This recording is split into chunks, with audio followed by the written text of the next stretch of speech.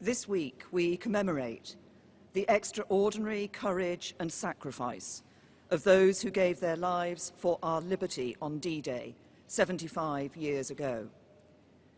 As leaders prepare to gather here from across the world, it is fitting that we begin with a celebration of the special relationship between the United Kingdom and the United States, enduring partners who stood side by side on that historic day and every day since. For generations, at the heart of the transatlantic alliance has been our shared democratic values, our common interests, and our commitment to justice. It is that unity of purpose that will preserve the deep-rooted ties between our people and underpin our nation's security and prosperity for the next 75 years and beyond. So I am very pleased to welcome the President of the United States of America on this state visit to the United Kingdom. For the past 2.5 years, the President and I have had the duty and privilege of being the latest guardians of this precious and profound friendship between our countries. As with our predecessors, when we have faced threats to the security of our citizens and our allies, we have stood together and acted together. When Russia used a deadly nerve agent on the streets of our country, alongside the UK's expulsions, the President expelled 60 Russian intelligence officers, the largest contribution towards an unprecedented global response. And in Syria, when innocent men, women and children were victims of a barbaric chemical weapons attack, Britain and America, along with France, carried out targeted strikes against the regime. Since we spoke about NATO during my first visit to the White House, we have maintained our support for this crucial alliance. Thanks in part to your clear message on burden sharing, Donald, we have seen members pledge another $100 billion, increasing their contributions to our shared security. And I'm pleased to announce that NATO will soon be able to call on the UK's Queen Elizabeth-class aircraft carriers and F-35 fighter jets to help tackle threats around the world. Today, we've discussed again the new and evolving challenges to our security, our values, and our way of life. We share the same view about their origin and our objectives in meeting them. But, like Prime Ministers and Presidents before us, and no doubt those that will come after, we can also differ sometimes on how to confront the challenges we face. I've always talked openly with you, Donald, when we have taken a different approach, and you've done the same with me. I've always believed that cooperation and compromise are the basis of strong alliances, and nowhere is this more true than in the special relationship. Today, we've discussed again the importance of our two nations working together to address Iran's destabilizing activity in the region and to ensure Tehran cannot acquire a nuclear weapon. Although we differ on the means of achieving that, as I've said before, the UK continues to stand by the nuclear deal. It is clear that we both want to reach the same goal. It is important that Iran meets its obligations, and we do everything to avoid escalation, which is in no one's interest. Recognising our nations as safer and more prosperous when we work together on the biggest challenges of our time, I also set out the UK's approach to tackling climate change and our continued support for the Paris Agreement. And we also spoke about China, recognising its economic significance and that we cannot ignore action that threatens our shared interests or values. As we've deepened our cooperation on security, including our joint military operations and our unparalleled intelligence sharing, so our economies too are ever more tightly bound together. Every morning, 1 million Americans get up and go to work for British companies in America, and 1 million Britons do the same for American companies here. Our trading relationship is worth over £190 billion a year, and we're the largest investors in each other's economies, with mutual investments valued at as much as $1 trillion. Mr. President, you and I agreed the first time we met that we should aim for an ambitious free trade agreement when the UK leaves the EU. And from our positive discussions today, I know that we both remain committed to this. I'm also sure that our economic relationship will only grow broader and deeper, building on the conversations we had and the ideas we heard from UK and US businesses when we met them earlier today. Tomorrow, we will sit down in Portsmouth with our fellow leaders to reaffirm the enduring importance of the Western Alliance and the shared values that underpin it. And as we look to the future, In the years and in the generations ahead, we will continue to work together to preserve the alliance that is the bedrock of our shared prosperity and security, just as it was on the beaches of Normandy 75 years ago. Mr. President.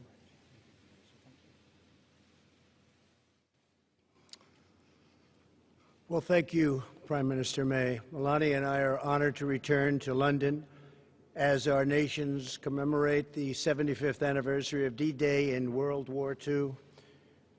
We want to thank Her Majesty the Queen, who I had a lovely dinner with last night, a fantastic person, fantastic woman, for so graciously inviting us to this state visit. It was very, very special. Our thanks as well to Prime Minister and Mr. May for the warm welcome they've given the First Lady and me as we remember the heroes who laid down their lives to rescue civilization itself. On June 6, 1944, tens of thousands of young warriors left these shores by the sea and air to begin the invasion of Normandy and the liberation of Europe and the brutal Nazi occupation. It was a liberation like few people have seen before. Among them were more than 130,000 American and British brothers in arms. Through their valor and sacrifice, they secured our homelands and saved freedom for the world. Tomorrow, Prime Minister May and I will attend a commemoration ceremony in Portsmouth, one of the key embarkation points for the invasion.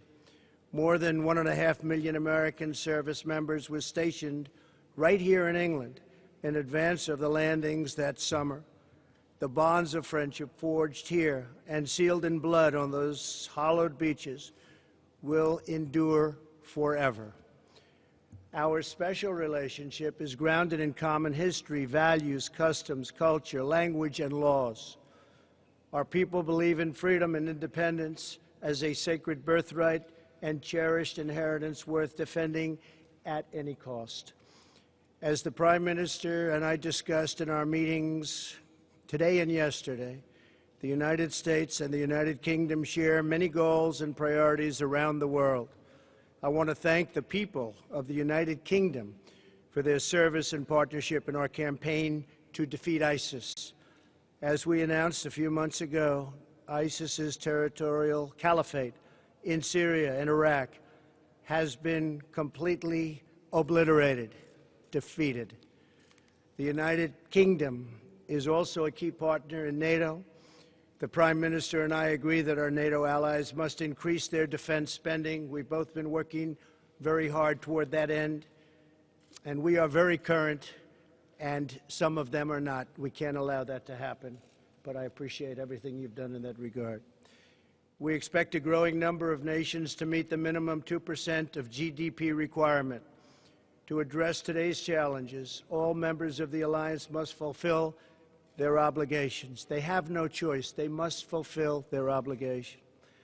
Among the pressing threats facing our nations is the development and spread of nuclear weapons. Perhaps that's our greatest threat. The United States and the United Kingdom are determined to ensure that Iran never develops nuclear weapons and stops supporting and engaging in terrorism. And I believe that will happen. In protecting our nations, we also know that the border security is national security. Today, the Prime Minister and I discussed our thriving economic relationship. Both countries are doing very well, and participated in a roundtable with industry and business leaders. I can say probably the biggest business leaders anywhere in the world. Our nations have more than $1 trillion invested in each other's economics. The United Kingdom is America's largest foreign investor in our largest European export market. That's a lot of importance. As the UK makes preparations to exit the European Union, the United States is committed to a phenomenal trade deal between the U.S. and the UK. There is tremendous potential in that trade deal. I say probably 2 and even 3 times of what we're doing right now. Tremendous potential. 75 years ago this Thursday, Courageous Americans and British patriots set out from this island toward history's most important battle.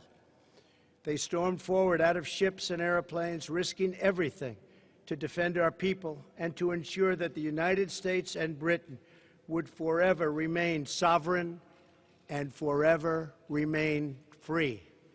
Following this press conference, Prime Minister May, Mr. May, the First Lady, my family and I will visit the legendary Churchill War Rooms beneath the streets of London. I look forward to that. In his famous speech on this day in June 1940, Prime Minister Churchill urged his countrymen to defend our island, whatever the cost may be. As we mark this solemn anniversary of D-Day, we remember that the defense of our nations does not begin on the battlefield, but within the heart of every patriot.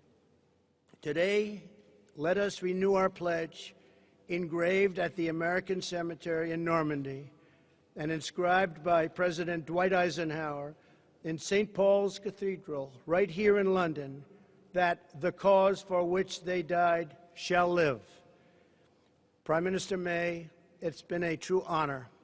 I have greatly enjoyed working with you. You are a tremendous professional and a person that loves your country dearly. Thank you very much. Really an honor.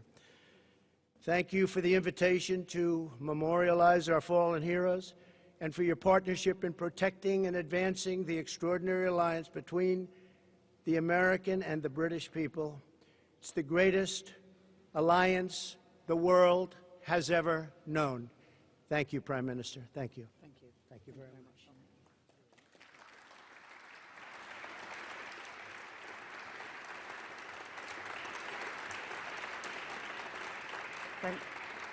Thank you. Now we're going to take 2 questions from the UK media and 2 questions from the American media. I'll start with Beth Rigby. Thank you. Thank you, Prime Minister President Trump. Beth Rigby from Sky News. For you, President Trump, as you hold talks with the current Prime Minister, the leader of Her Majesty's opposition has been addressing a protest rally against your visit in Trafalgar Square. He says he's disappointed you attacked the London mayor, and he criticised your record on refugees. What do you have to say to him? And is this man someone you could do a trade deal with? And to you, Prime Minister, do you think that Sadiq Khan is a stone-cold loser? Thank you. You're talking about the Mayor of London. Is that who you said? Yes? Well, I think he's been a not very good mayor, from what I understand. He's done a poor job. Crime is up, a lot of problems. And I don't think he should be criticizing a representative of the United States that can do so much good for the United Kingdom. We talked about it before. He should be positive, not negative. He's a negative force, not a positive force. And if you look at what he said, he hurts the people of this great country. And I think he should actually focus on his job. It'd be a lot better if he did that. He could straighten out some of the problems that he has and probably some of the problems that he's caused. Thank you. Gonna...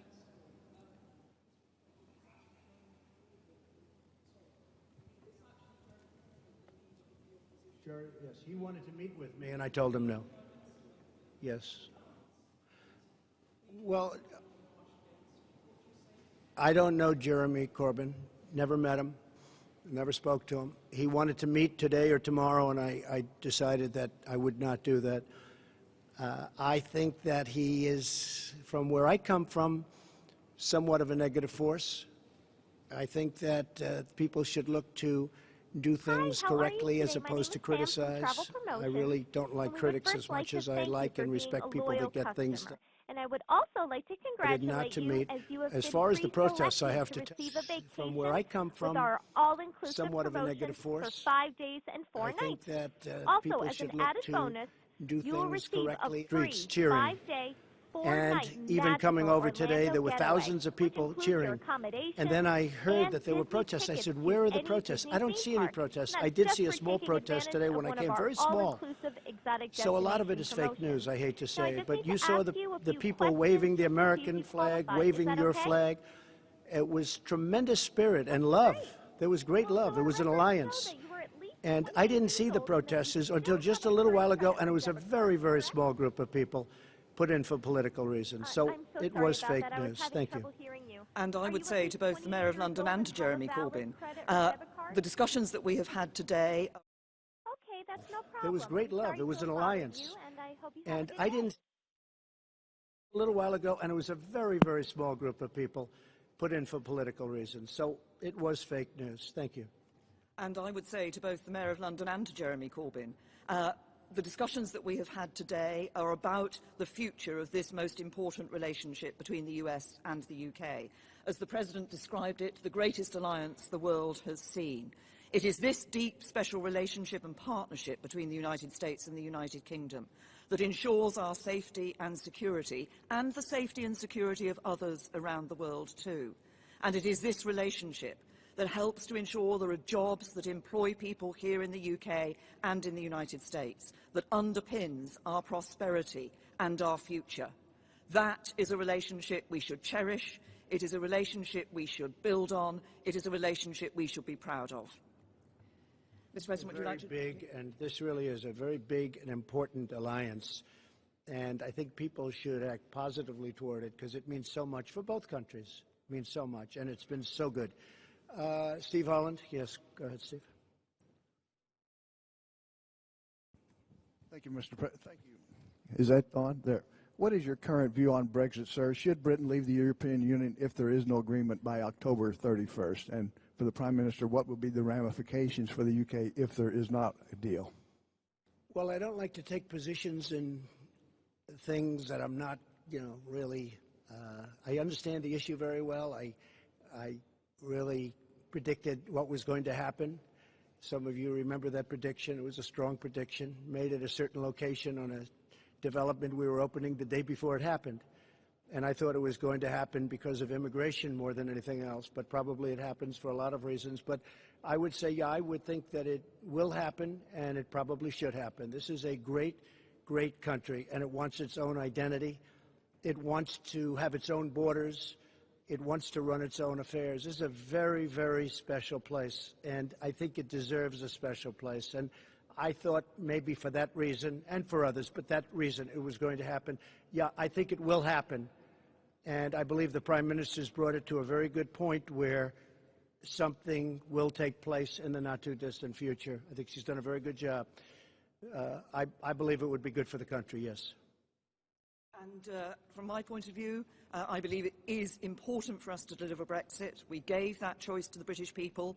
Parliament overwhelmingly gave the choice to the British people. We should now deliver on that choice. I continue to believe that actually it's in the best interests of the UK to leave the European Union in an orderly way with a deal. I think we have a good deal. Sadly, the Labour Party and other MPs have so far stopped us from delivering Brexit and that deal. But we will, but obviously this is an issue that is going to continue here in the UK. I think the important thing is we deliver Brexit, and once we're out of the European Union, we will be able to do what we've been talking about today and develop not just that free trade agreement, but a broader economic partnership into the future. If I could just follow up on a related matter. Mr. President, are you prepared to impose limits on intelligence sharing with Britain if they do not put in place some restrictions on Huawei? No, because we're going to have absolutely an agreement on Huawei and everything else. We have an incredible intelligence relationship, and we will be able to work out any differences. I think we're not going to have it. We did discuss it. I see absolutely no limitations. We've never had limitations. This is a truly great ally and partner, and we'll have no problem with that. Okay? Francis. Mr. President, Francis Elliott from The Times. Do you agree with your ambassador that the entire economy needs to be on the table in a future trade talk, a trade deal, including the NHS? And Prime Minister, are you tempted to take the Prime Minister President up at his word and stick around for a bit until the trade deal is done? I think we're going to have a great trade deal, yes. I think we're going to have a great and very comprehensive trade deal.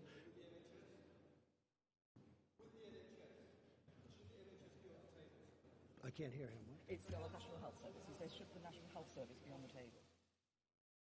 Look, I think everything with a trade deal is on the table. When you're dealing in trade, everything's on the table. So NHS or anything else, or a lot more than that. But everything will be on the table, absolutely. Okay. But the point about making trade deals is, of course, that both sides negotiate and come to an agreement about what should or should not be in that trade deal for the future. And as regards your second question, Francis, nice try. But no, look, I'm a woman of my word.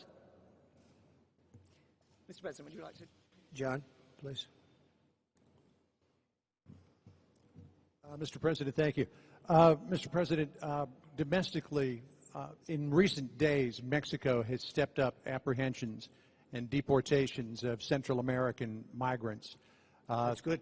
This could possibly be in response to your threat of tariffs. Has Mexico Not possibly be. Has Mexico done enough to avoid tariffs, which will be imposed in some 6 days from now? No, we haven't started yet.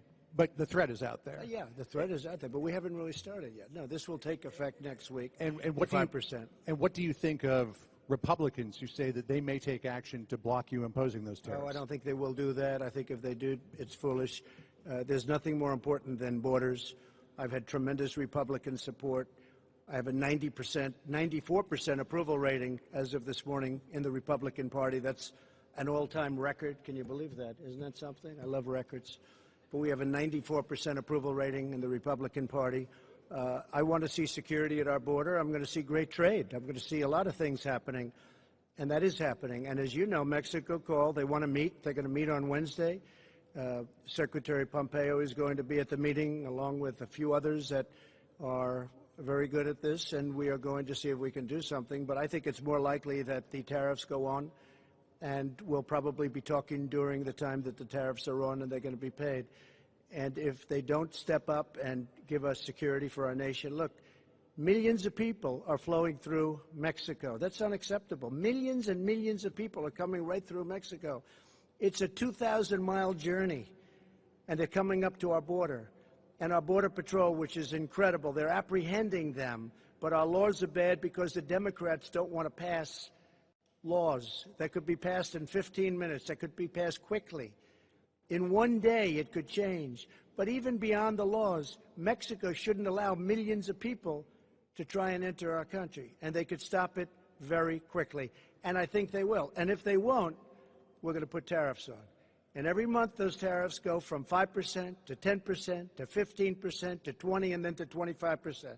And what will happen then is all of those companies that have left our country and gone to Mexico are going to be coming back to us. And that's okay. That's okay.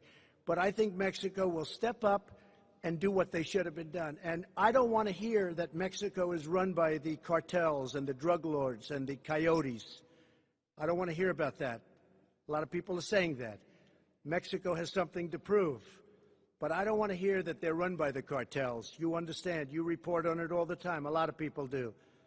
That would be a terrible thing. Mexico should step up and stop this onslaught, this invasion into our country, John.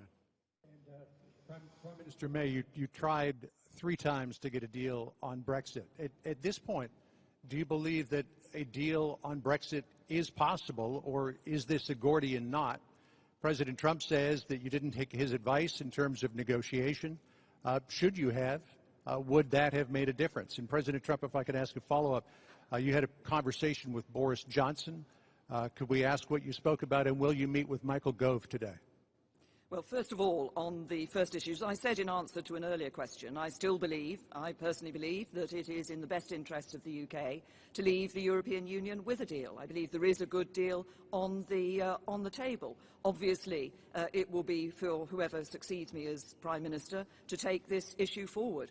What is paramount, I believe, is delivering on Brexit for the British people. And I seem to remember the President suggested that I sued the European Union, which we didn't do. We went into negotiations and we came out with a good deal. Yeah, that's not such a... I would have sued, but that's okay. I would have sued and settled, maybe, but you never know. She's probably a better negotiator than I am, Jeremy. But you know what? She has got it, in a sense, John.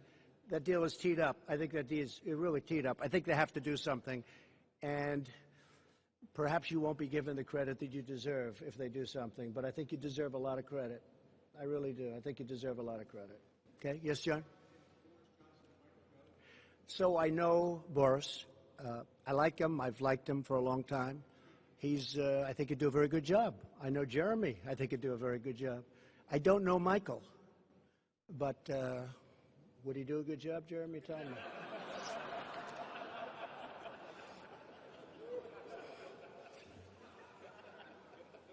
Okay? Good. Thank you very much, everybody. Thank you. Thank you very much.